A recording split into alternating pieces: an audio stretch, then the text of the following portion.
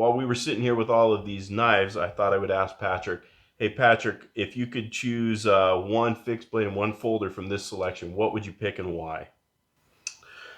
Well, I try to think about a nice blend of concealability as well as functionality.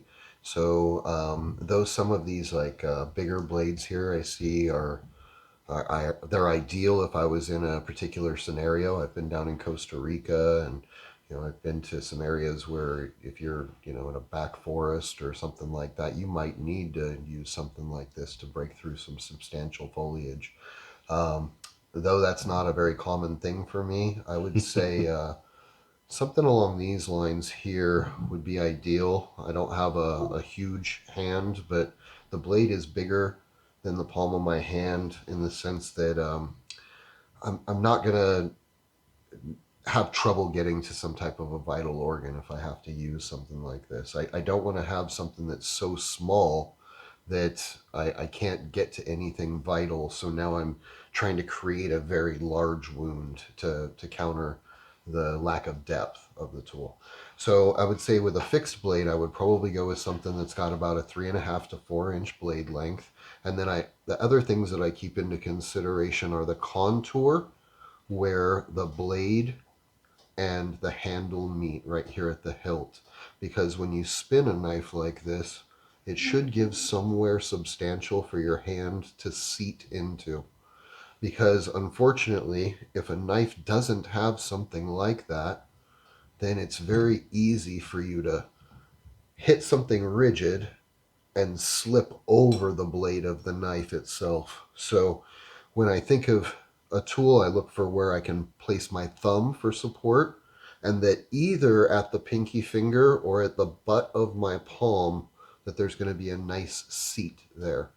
I do generally try to use a knife in a reversed grip, so the way it fits in a forward grip here is less important to me personally.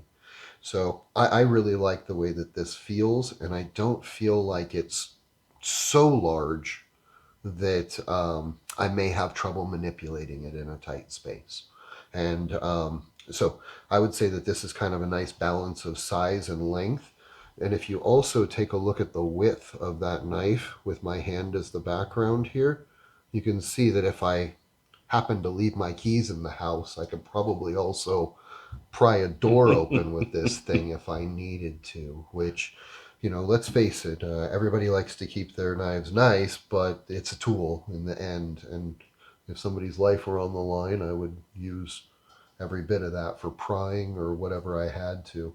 Um, So what I like in part what you brought up is this isn't a really scary knife, like this knife or this knife, they it those look more scary than this one. And like you said, this one also is a utilitarian knife. So if I needed to cut open a package or if I needed to skin a deer or pry something open, this could work to do all of those tasks. yeah, yeah, it really is a nice tool. I like the way it fits in my hand, especially with the forethought put into the angle of the butt of the knife, and then also with right here at your hilt where you've got that nice finger groove that also doubles for a pinky finger groove.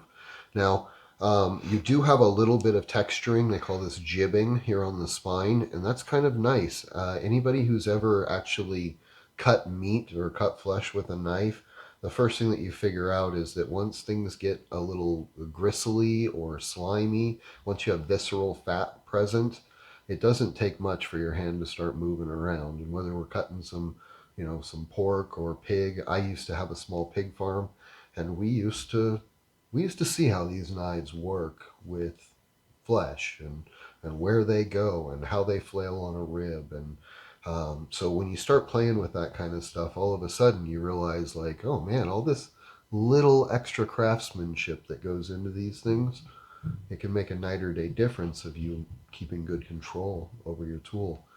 Um, but really, when it comes down to choosing a fixed blade and a folder, I'm kind of looking for different attributes.